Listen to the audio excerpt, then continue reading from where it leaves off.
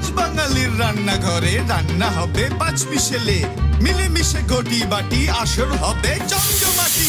তেলে ডুবি ফুলকো লুচি, চিকেন মাটন ডিমের কারি, চিংড়ি মাছের মালাইকারি, ভাপা ইলিশ চাই। পেটের ভেতর ইঁদুর ছানা মারছে উকি দিচ্ছে হানা, কেমনে হবে সুস্বাদু সব রান্না জানা চাই। চলো হেসেলে হেসেলে হেসে খেলে হেসেলে জমে যাবে রান্না নালে ঝোলে হেসেলে। চলো হেসেলে হেসেলে হেসে খেলে হেসেলে জমে যাবে রান্না নালে ঝোলে হেসেলে। অনুষ্ঠানটি নিবেদন করছে একেডি ঘি। একেডি ঘি বিশুদ্ধতার আরেক নাম। নমস্কার, শুরু করছি একেডি ঘি নালে ঝোলে হেসেলে। একেডি ঘি নালে ঝোলে হেসেলেতে একেবারে নালে ঝোলে অম্বলে বাঙালি হয়ে থাকি আমি, যার কারণ এখানে সব রকমের রান্না চলে, নিরামিষ চলে, আমিষ চলে, কখনো শুদ্ধ শাকাহারি, আবার কখনো একেবারে জমিয়ে কষিয়ে কষানো ব্যাপার থাকে। আজকে ঠিক জমিয়ে কষিয়ে কষানো ব্যাপার। তো আজকে কি শুনবো, কি খাবো, কি করব, সবটাই জানতে পারবেন আপনারা। আমাদের সঙ্গে রয়েছেন শিল্পী মৃধা, অনেক অনেক স্বাগত। আর কি রান্না করছেন আজকে? আজকে আমি রান্না করব গোলবাড়ির কষা চিকেন। গোলবাড়ির কষা চিকেন, আরে বাবা, এটা বাঙালির একেবারে সবচেয়ে প্রিয় আইটেম বলা যেতে পারে। তো এই যে গোলবাড়ির কষা চিকেন, আমি গল্প শুনবো। এই রান্নাটা আপনি কোথা থেকে শিখেছেন? আসলে না, আমি মাটন খাই না, আর গোলবাড়ি তো বিখ্যাত মাটন, ওই মানে ওই হিসাবেই আমি চিকেনটা করা শুরু করেছি। আচ্ছা, মানে ওই অ্যাসপেক্টে চিকেনে আর কি গোলবাড়ি। তো এই গোলবাড়ির কষা চিকেন তৈরি করতে কি কি উপকরণ লাগছে আসুন একবার জেনে নিই। চিকেন, পেঁয়াজ বাটা, পেঁয়াজ বেরেস্তা পেস্ট, টক দই, ধনে ও জিরে গুঁড়ো, নুন, হলুদ গুঁড়ো, পাকা লঙ্কা ও আদা বাটা, রসুন বাটা, কাশ্মীরি লঙ্কা গুঁড়ো, গরম মশলা গুঁড়ো, তেজপাতা, গোটা জিরে, গোটা গরম মশলা, শুকনো লঙ্কা, চায়ের লিকার, সর্ষের তেল, চিনি, একেডি ঘি। তো আমরা শুনে নিয়েছি কি কি লাগছে, এবারে শুধু রান্নাটা কিভাবে হবে সেটা জেনে নেওয়ার পালা। শুরু করুন। আচ্ছা, চিকেন আছে। প্রথমে আমি একটা চামচ নিই, পেঁয়াজ বাটা দিচ্ছি। পেঁয়াজ বাটাটা আমি দিয়ে দিলাম। এইটাতে আছে কাঁচা লঙ্কা বাটা আর আদা বাটা একসাথে আছে। লাল হয়ে গেছে মানে কাঁচা লঙ্কাটা একটু লাল কাঁচা লঙ্কা পাকা। আদা বাটা আর কাঁচা লঙ্কা বাটাটা দিয়ে দিলাম। এবারে আমি একটু হলুদ গুঁড়ো দেব।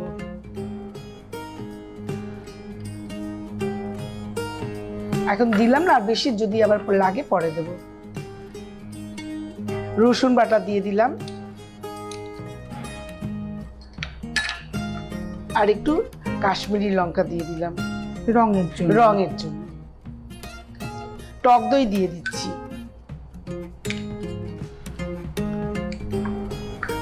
এবারে আমি একটু নুন দিয়ে দিচ্ছি। এবার আমি একটু সর্ষের তেল দিয়ে দিচ্ছি, অল্প দিলাম, ভালো করে মেখে নিচ্ছি। আর এটা না ম্যারিনেট করে বেশ কিছুক্ষণ রাখলে ভালো হয়। মাটন খান না কেন, মানে এর পিছনে কোনো কারণ আছে? কারণ হচ্ছে আমাদের পাশে না, মানে বাপের বাড়ির সামনে মনসা মন্দির আছে, ওদের পুজোতে না পাঠা বলি, ওদের ছোটবেলা যেতাম তো, আর ওই দেখে না কিরকম কষ্ট হয়েছিল ওর চিৎকার শুনে। একদম ছোটবেলা থেকেই খান না? কোনোদিন আমি খাইনি। আমার মাংসটা ম্যারিনেট করা হয়ে গেছে, এবার আমি রান্না করব। একদম শুরু করুন, গ্যাস জ্বালিয়ে নিন। আচ্ছা, এটা কিন্তু একটু মানে কি বলবো, একটু তেল ঝাল বেশি হবে। একদম। আর এই রান্না সর্ষের তেল না হলে হবে না, তাই তো? তাই, একদম ঠিক। আপনি তো ওয়ার্কিং? হ্যাঁ, না, রিটায়ার করলাম। ও, রিটায়ার হয়ে গেছে, বাহ। সর্ষের তেলটা দিলাম আমি। এবারে আমি দেব ফোড়নটা। প্রথমে শুকনো লঙ্কাটা দিলাম, তারপরে গোটা গরম মশলাগুলো দিয়ে দিলাম, এবার গোটা জিরাটা ঢেলে দিলাম। এখনো তেজপাতাটা পড়ে? তেজপাতাটা একটু বাদে দিচ্ছি।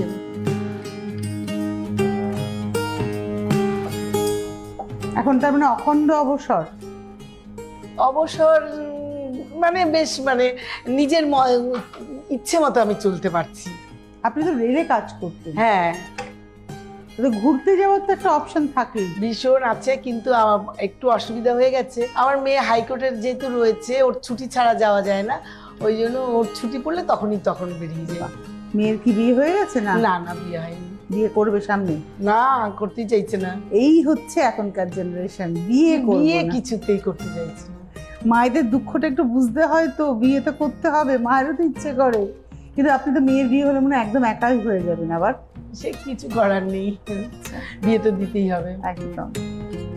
আচ্ছা, ফোড়নটা হয়ে গেছে, এবার আমি মাংসটা দিয়ে দিচ্ছি। ম্যারিনেট করা মাংস, ম্যারিনেট করা মাংসটা দিয়ে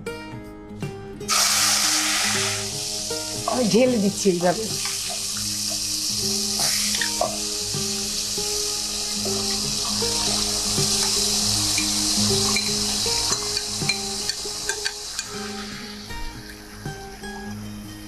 আচ্ছা, একটু মিশিয়ে নিচ্ছি, নিয়ে আমি একটু ঢাকা চাপা দিয়ে রাখবো। মানে একটু ওই কাঁচা তেলের গন্ধটা যখন বেরিয়ে যাবে আর কি, তাই তো? হ্যাঁ, মানে জল না দিয়ে ঢাকা চাপা দেবে? ঢাকা চাপা দিয়ে দিতে পারেন ঢাকা চাপা। একটু শুনি গল্প, ঘুরতে যাওয়ার গল্প। ঘুরতে গিয়ে রান্না শিখেছেন?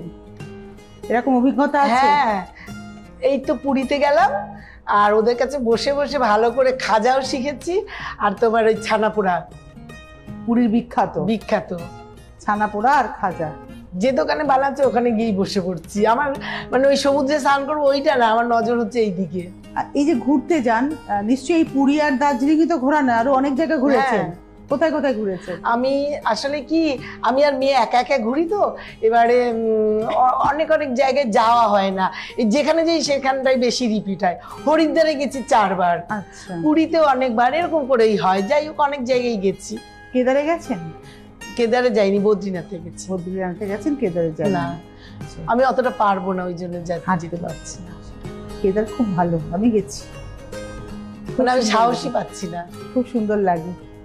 তো এবারে জিজ্ঞাসা করি যে, যেটা জানতে চাইবো যে আপনার রান্না শেখার আগ্রহ আছে? ভীষণ, মানে ওই বদ্রীনাথে যখন যাচ্ছি রাতে হোটেলে থাকতে হচ্ছে, তাদের সাথে গিয়ে রান্না করছি, কি রান্না করছে, কিরম করছে। ওদের একটা স্পেশাল মশলাটা শেখালো না, আমাকে একটু দিয়েছিল। শেখায়নি? না, শেখায়নি। তো মশলাটা যে আপনাকে দিল, আপনি নাড়াচাড়া করে বুঝতে পারেননি যে ওর মধ্যে কি কি আছে? বুঝতে পেরেছি, ওদের ওখানকার কিছু মনে হয় ছিল যেটা আমি বুঝতেই পারছি না। আচ্ছা, তারপরে ওটা হচ্ছে রেসিপি, মানে লুকিয়ে রাখা ব্যাপার আর কি। আর এমনি অফিস তো বন্ধ হয়ে গেল, এখন কি করছেন? মানে অবসর সময় কিভাবে কাটাচ্ছে? রান্নার জগৎটা তো ভীষণভাবে বেড়ে গেছে, নানা রকম কম্পিটিশন এইসবগুলো। তার সাথে আমি রবীন্দ্রসঙ্গীত গাই, তো তারপর আমি কবিতা পাঠ করি, আবৃত্তি করতে পারি না, মুখস্থ হয় না। না, মুখস্থ হয় না। যাই হোক, এইসব নিয়ে খুব ভালো আছি।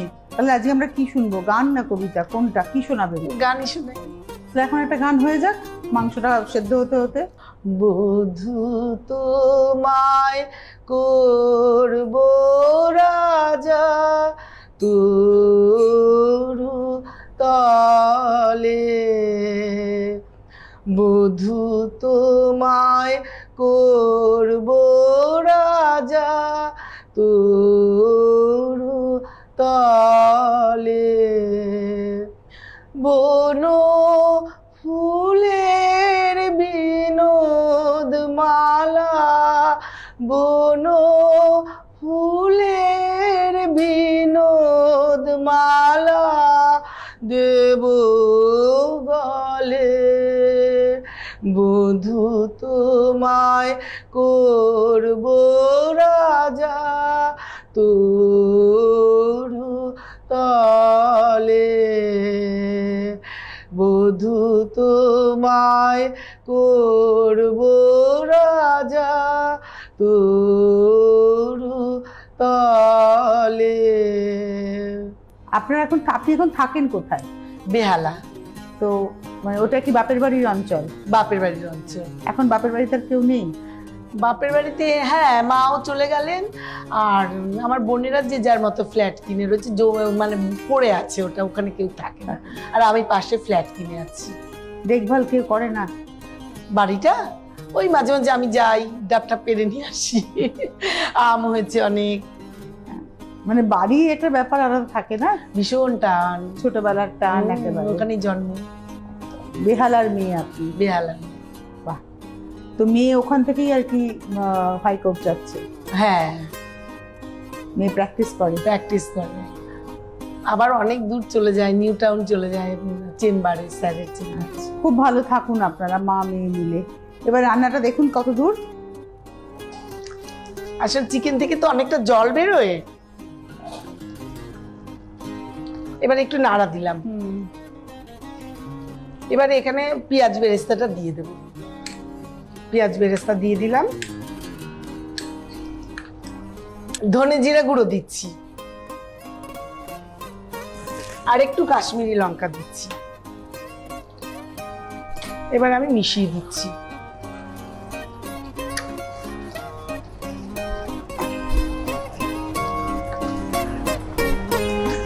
এটা যে গোলবাড়ির চিকেন কষা, আপনি এটা গোলবাড়ির রান্না মানে নামটা দিচ্ছেন কেন? মানে এটা কি ইনগ্রেডিয়েন্টস যার জন্য এটা গোলবাড়ি? এটা একটু কালচে হবে, আর চা পাতার লিকারটা পড়বে, কালচে হবে। চা পাতার লিকারটা মাংসতে আমি কোনোদিন শুনিনি আর কি, ওই জন্য জিজ্ঞাসা করছি। আচ্ছা, মানে এটা দেওয়া যায়? হ্যাঁ, তেতো লাগবে না। আচ্ছা আচ্ছা, সব মিশিয়ে দিলাম। এবার আমি একটু ঢাকা দিয়ে দিচ্ছি। এবারে তৈরি হচ্ছে আমাদের গোলবাড়ির চিকেন কষা। একে দিঘি নালে ঝোলে এসে তাকে আমরা জমিয়ে খাওয়া দাওয়া আজকে। কিন্তু এখন সময় হয়ে গিয়েছে একটা বিরতি, বিরতির প্রান্তে আমরা ফিরছি, সঙ্গে থাকবেন, কোথাও যাবেন না। চলো হেসেলে হেসেলে হেসে খেলে হেসেলে জমে যাবে রান্না নালে ঝোলে হেসেলে। ফিরে এলাম বিরতির পর। আপনারা দেখছেন একে দিঘি নালে ঝোলে হেসেলে। আজকে আমাদের তৈরি হচ্ছে গোলবাড়ির চিকেন কষা। শিল্পী দিয়ে এসছেন, শিল্পী মৃধা, তিনি তৈরি করছেন আজকের এই বিশেষ রান্না। আপনি নিজে কি ধরনের খাবার খেতে পছন্দ করেন? আমি চিকেনটা সত্যি খুব ভালোবাসতাম, মাছ ভীষণ ভালোবাসতাম। তো আমার একটু প্রবলেম হয়ে গেছে। আচ্ছা, প্রবলেমটা হচ্ছে সুগার থেকে। হ্যাঁ, এখন আমার পুরো খাওয়াটা রেস্ট্রিকশন, যার জন্য এখন আমি চিকেনও খেতে পারি না, বেশি মাছ খেতে পারি না। কি খান? ওই ছোট মাছ হলে খাই, ওটা তো সবসময় আনা যায় না। আর সবজি সেদ্ধ এরকম ধরনের খাবারগুলো খেতে হয়। ওইটাই রেস্ট্রিকশনে রয়েছে? হ্যাঁ, একদম রেস্ট্রিকশন। তাই যখন ঘুরতে যান তখন কি করেন? মোটামুটি অ্যারেঞ্জমেন্ট হয়ে যায়। কিছু খাবার আমার যেগুলো খেতে পারি থাকে, আর কিছু না হলে আমি জল দিয়ে ভাত খেয়ে নিই এরকম। বা নুনটাও খাওয়া যাবে না। বলা হয় চিনি এবং নুন, সুগার এবং সল্ট হচ্ছে হোয়াইট মনস্টার। এই দুটোকে যদি জীবন থেকে বাদ দেওয়া যায় তাহলে মানুষের জীবন খুব সুন্দর থাকে, ওয়েট আর জীবনে বাড়ে না। এবং ছোট বাচ্চাকে বলা হয় 1 বছর বয়স অবধি তাকে নুন এবং চিনি না খাওয়াতে, তাতে তাদের বুদ্ধির বিকাশ ঘটে, এটা বলা হয়। আমরা জানতাম না, আমি এখন আমার বাড়িতে দেখি যে খাওয়ানো হয় না। তো জিজ্ঞাসা করাতে বলা হলো 1 ইয়ার খাওয়ানো যাবে না। এবং বলা হচ্ছে বাচ্চাদেরকে স্ট্রিক্টলি 2.5 বছর বয়স পর্যন্ত কোনো মোবাইল নয়, কোনো টিভি নয়, তাহলে তাদের কিন্তু অটিজমের প্রবণতা বাড়বে। যদি ছোটবেলা থেকে সেই বাচ্চাটা মোবাইল বা টেলিভিশন অ্যাডিক্টেড হয়ে যায় তাহলে তার অটিজমের সমস্যা হতে পারে। দিদি, গল্প করতে করতে তো রান্নার কথাই ভুলে গেছি, দেখুন না, হচ্ছে ঠিকঠাকই হচ্ছে। আচ্ছা, এবারে আমি সামান্য একটু চিনি দিয়ে দিচ্ছি ব্যালেন্স করার জন্য, একদম সামান্য দিলাম। চিনিটা হচ্ছে অপশনাল? হ্যাঁ, না দিলেও অসুবিধা নেই। আচ্ছা আচ্ছা, এবারে আমি মেন যেটা চায়ের লিকার, এটা আমি দিয়ে দিচ্ছি। আবার আমি ঢাকা দিয়ে দিলাম। এটা কি পুরো শুকনো হবে? না, একটু মানে গ্রেভিটা অল্প হবে, মানে ঝোল থাকবে না, একটু টানবে। টানবে। তো এই টানতে টানতেই মাংসটা সেদ্ধ? হ্যাঁ, সেদ্ধ হয়ে যাবে। আর আপনার এটা মোটামুটি রুটির সাথেই কি মেনলি খাওয়া? হ্যাঁ, রুটি পরোটা হলে বেশি ভালো লাগবে। ভাতের সাথে কেউ রুটি পরোটা? হ্যাঁ হ্যাঁ। মোটামুটি রান্নাটা কত দূর পৌঁছলো? হ্যাঁ, প্রায় শেষই হয়ে গেছে। দেখি তাহলে। একদম হয়ে গেছে। এবার তাহলে কি দেবেন? এবার একটু একেডি ঘি আর গরম মশলা। এই যে গরম মশলা, গরম মশলার গুঁড়ো দিলাম। একেডি ঘি দেবো এবারে। একেডি ঘি স্বাদে গন্ধে অতুলনীয়। একেডি ঘি দিচ্ছি। সত্যি এটা দিলে স্বাদের মানে স্বাদ বেড়ে যাবে অনেকটা। 2 চামচ দিলাম। একটু ঢাকা দিলেও হবে, না দিলেও হবে, একদম পারফেক্ট হয়ে গেছে। তাহলে কি গ্যাসটা বন্ধ হবে এবারে? এবার গ্যাসটা বন্ধ হবে। কষা চিকেনটাতে ঝোল বেশি হবে না, একটু গায়ে মাখা। আপনি তো বললেন পরোটা দিয়ে রুটি দিয়ে হ্যাঁ। ভালো লাগবে। বাহ। এবারে আমি একটা অন্য পাত্রে তুলে নেব, হয়ে গেছে।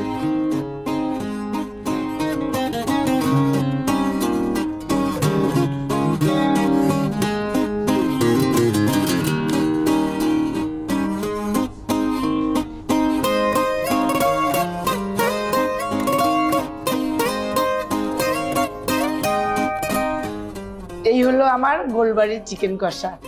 এবার তুমি একটু খেয়ে বলো কেমন হয়েছে। ডেফিনেটলি, আমি তো ইগারলি ওয়েট করছি। এই যে আমি ভাবছিলাম যে শিল্পীদি ওই চিকেনের লেগ পিসটাই আমাকে খাওয়াবে, আর নয় আর নয়।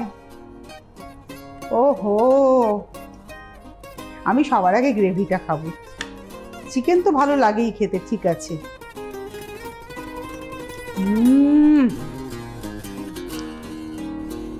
একদম পারফেক্টলি সেই টেস্ট। কি করে সম্ভব হয়? Thank you.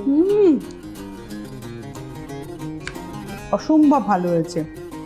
আমি বরঞ্চ খেতে থাকি জমিয়ে কষিয়ে গোলবাড়ির চিকেন কষা, আর আপনারা দেখতে থাকুন কিভাবে তৈরি হলো আজকের এই বিশেষ রান্না।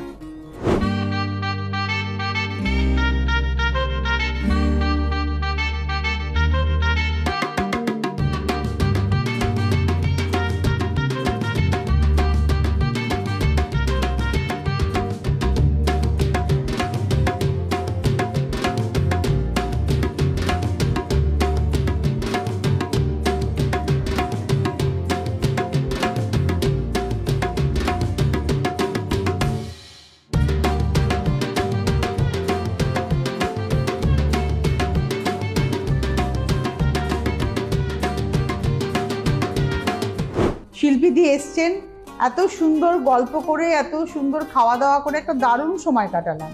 তো সেই সময়টা উনি আমাদেরকে উপহার দিলেন, তার জন্য আমাদের তরফ থেকে, অর্থাৎ একেডি ঘি নালে ঝোলে হেসেলের তরফ থেকে শিল্পীদের জন্য রয়েছে ছোট্ট উপহার। রয়েছে একেডি ঘি, স্বাদে গন্ধে অতুলনীয়। থ্যাংক ইউ, খুব ভালো, সত্যি ঘিটা খুব ভালো। রয়েছে আবরণ এবং অরেঞ্জেসের তরফ থেকে ডিসকাউন্ট কুপন। আবরণ বলে রঙিন প্রতিদিন, আবরণকে সঙ্গে নিন। Thank you. কেমন লাগলো এখানে এসে শিল্পীদি? বাবা ভীষণ ভালো লাগলো, একদম মানে পুরো বাড়ি মনে হচ্ছে। আমার হেসেলটা ভালো লাগলো? দারুণ, খুব সুন্দর। আবার আসতে হবে। আর তুমি তো আরো ভালো। আসবো অবশ্যই। অবশ্যই আবার আসবেন, আর অবশ্যই আপনাদেরকেও আসতে হবে। টেলিফোন নাম্বার যাচ্ছে, সেই ফোন নাম্বারে ফোন করে চলে আসুন।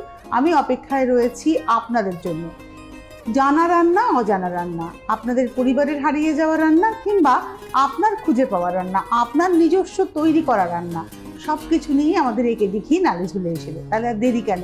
আমার অপেক্ষার অবসান আপনারাই ঘটাবেন। তবে আজকে বিদায় নিচ্ছি। সপ্তাহের সোম থেকে রবি আমি কিন্তু চলে আসি একেবারে ঘড়ির কাঁটা ধরে একেডি ঘি নালে ঝুলে হেসেলে নিয়ে। তাহলে বন্ধু, দেখা হচ্ছে আগামীকাল। ধন্যবাদ দিদিকে এবং ধন্যবাদ আপনাদের। চলো হেসেলে হেসেলে হেসে খেলে হেসেলে জমে যাবে রান্না নালে ঝোলে হেসেলে। নালে ঝোলে হেসেলে।